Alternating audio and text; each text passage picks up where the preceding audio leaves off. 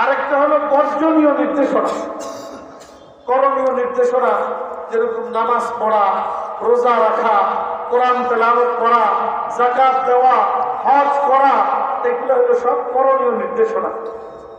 আবার কিছু নির্দেশনা আছে যেগুলো বর্জনীয়, সেগুলো করা যাবে না। যেরকম মিথ্যা কথা বলা, এটা কি করার জন্য বলছেন না মিথ্যা কথা থেকে পরিহার করতে বলেছেন? বর্জনীয়।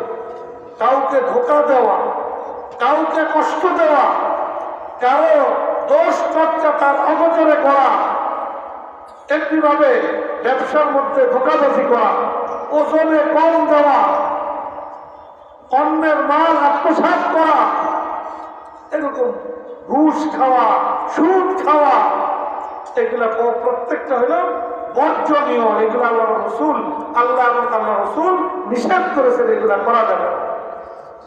আমাদের মধ্যে সাধারণত দেখা যায় যে আল্লাহ রসুলের পক্ষ থেকে যেগুলা করণীয় আছে, এগুলো আমরা কম বেশি যতটুকু পারি করার চেষ্টা করি, কিন্তু করণীয় গুলা যতটুকু করি বর্জনীয় গুলার থেকে ওই পরিমাণ গুরুত্বের সাথে ওগুলার থেকে বিরত থাকার ব্যাপারে আমরা সচেষ্ট করি না।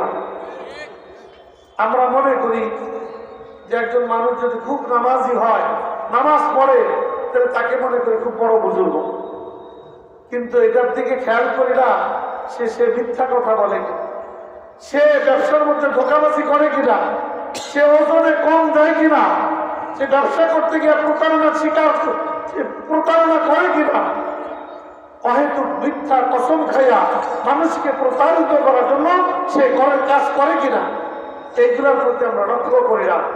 অথচ রাসূল পাক সাল্লাল্লাহু আলাইহি ওয়াসাল্লাম প্রথম কথার মধ্যে এই দিকে ইঙ্গিত দিয়েছেন যে করণীয় গুলা করা এটা যতটা গুরুত্বপূর্ণ, বর্জনীয় গুলাকে বর্জন করা তার চাইতে বেশি গুরুত্বপূর্ণ। এই জন্য আল্লাহ রাসূল বলতেছেন, ইত্তাকিল মাহারিম তাকুন আবাদান নাস,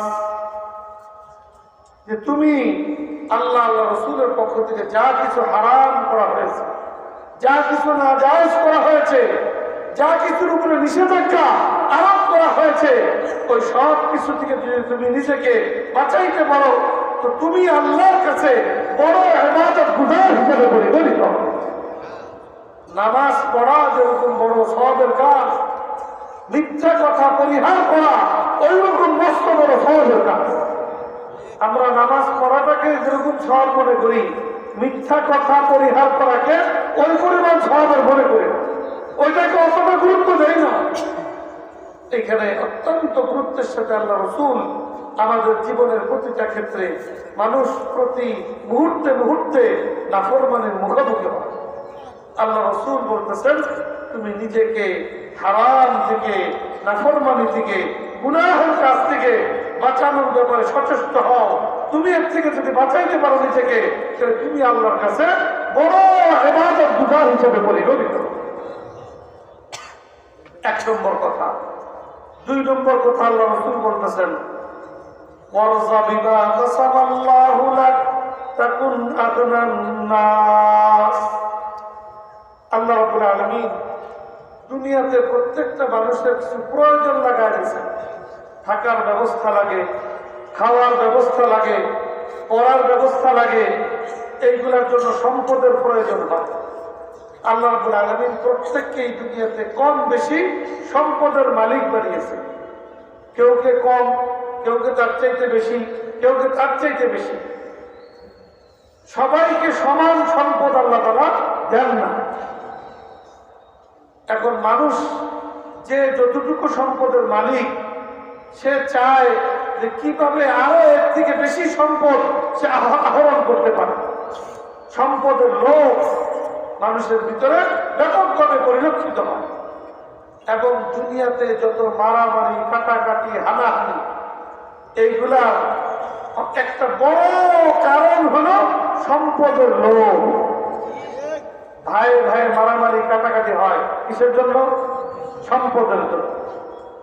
হ্যাঁ, এরকম ভাবে বাপ ছেলের মধ্যে ঝগড়াঝাটি হয় কিসের জন্য? সম্পদের জন্য। তো আল্লাহ রাব্বুল আলামিন আল্লাহ রাসূলের মাধ্যমে আমাদেরকে জানাইছেন যে সম্পদ দেওয়ার মালিক তো আল্লাহ। আমি আর আপনি যে যতই চেষ্টা করি না কেন, সম্পদ আমি আমার চেষ্টার দ্বারা আমি উপার্জন করতে পারবো না। কতটুকু পারবো যতটুকু আল্লাহর পক্ষ থেকে আমার জন্য মুকদ্দর আছে। হাদিসে পাকের মধ্যে আসছে, যখন মানুষ তার মাতৃগর্ভে থাকে তখনই আল্লাহ তাআলা ওই মানুষটার দুনিয়াতে আসার পরে সে কতটুকু সম্পদের মালিক হবে আল্লাহ রাব্বুল আলামিন তখনই সাব্যস্ত করে দেন। অতএব আমি যতই মারামারি করি আর কাটাকাটি করি আর হানাহানি করি, আমি যতই লোভ লালসা করি না কেন, সম্পদ আমি অতটুকুই পাইব যতটুকু আল্লাহর পক্ষ থেকে আমার জন্য মুকদ্দর এবং নির্ধারিত আছে। মাঝখান দিয়া সম্পদের লোভে পড়া নিজের আধিকর্ষণের সাথে দূরত্ব সৃষ্টি হয়, মারামারি কাটাকাটি হানাহানি হয়, এইগুলোর মাধ্যমে দুনিয়ার জীবনটা দুর্বিষহ হয়ে ওঠে। এই জন্য রাসূল পাক সাল্লাল্লাহু আলাইহি ওয়াসাল্লাম আমাদেরকে 2 নম্বর নসিহত করেছেন, জরুরি কথা বলছেন। আল্লাহ রাব্বুল আলামিন যাকে যতটুকু সম্পদ দিয়েছেন, সে যদি ওই অতটুকুর উপরে সন্তুষ্ট থাকতে পারে, তাহলে মনের দিক থেকে সে দুনিয়ার মধ্যে সবচেয়ে বড় ধনী হিসেবে পরিগণিত হবে। সেই হলো বড় ধনী মনের দিক থেকে। এবং এই সম্পদের লোভে পড়া বিভিন্ন অন্যায় অপকর্ম, মানুষ ধোঁকাবাজি করে ব্যবসার মধ্যে কিসের জন্য? বেশি বেশি মুনাফা, বেশি লাভ করার লোভে, আশায়। তো এইগুলো ওই সম্পদের লোভ মানুষকে বিভিন্ন রকমের অন্যায় কাজের মধ্যে মানুষকে লিপ্ত করে।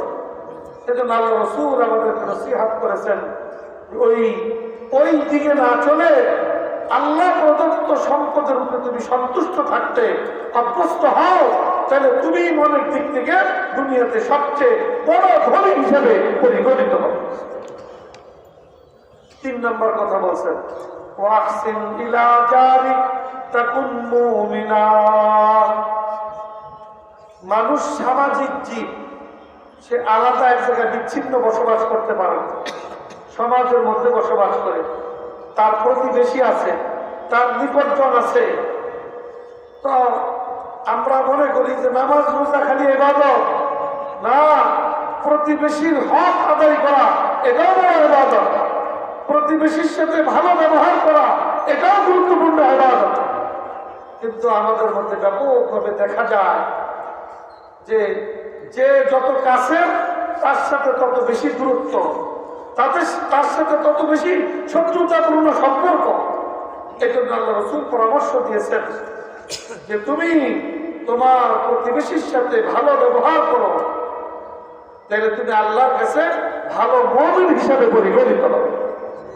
অন্য হাদিসের মধ্যে আসছে যে তুমি নিজে পেট ভরে খাবে আর তোমার প্রতিবেশী অনাহারে অর্ধাহত থাকবে, তাহলে তুমি কামেল মুমিন হতে পারবে না।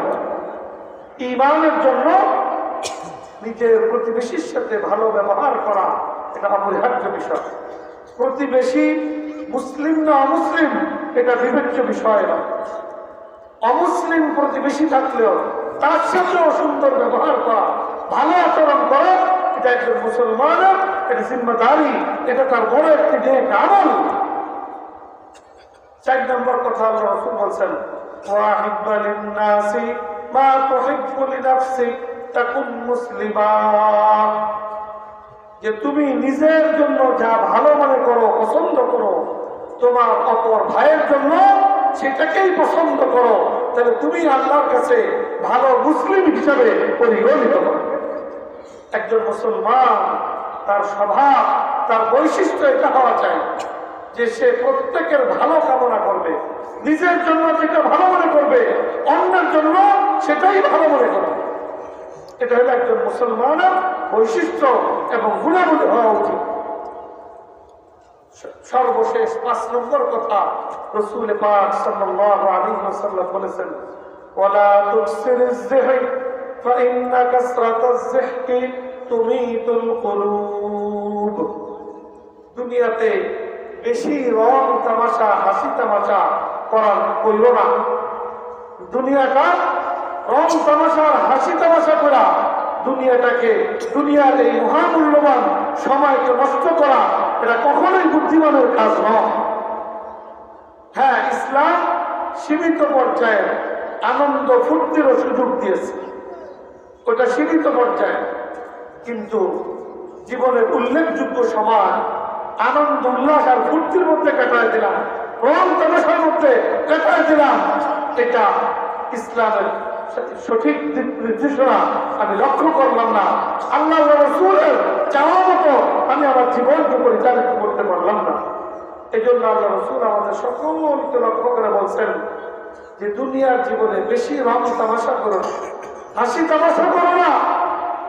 বেশি রং তামাশা করবো তাহলে তোমার দিল মুগ্ধা হয়ে যাবে, ওই দিলের মধ্যে আল্লাহর মহব্বত থাকবে না, আল্লাহর স্মরণ থাকবে না, ওই দিলের মধ্যে আল্লাহর ইবাদতের স্বাদ অনুভব হবে না, আল্লাহর জিকির করার আগ্রহ ওই দিলের মধ্যে থাকবে না। দিলের মধ্যে যদি ওইগুলো ধরে রাখতে হয়, রং তামাশা কম করতে হবে, হাসি তামাশার মধ্যে সময় কম কাটাইতে হবে। আমাদের দুনিয়ার এখন স্বাভাবিক অবস্থা হইল মানুষ ছোট থেকে ছোট উপলক্ষ আনন্দ উল্লাসের পাইলে সেটাকে বড় আকারে উদযাপন করার জন্য সকলে তৈরি। সেই বিষয়টা একজন মুসলমানের জন্য কোরআন সুন্নাহর আলোকে অনুমোদিত না অনুমোদিত নয়, এটা ভাববারও সুযোগ নাই।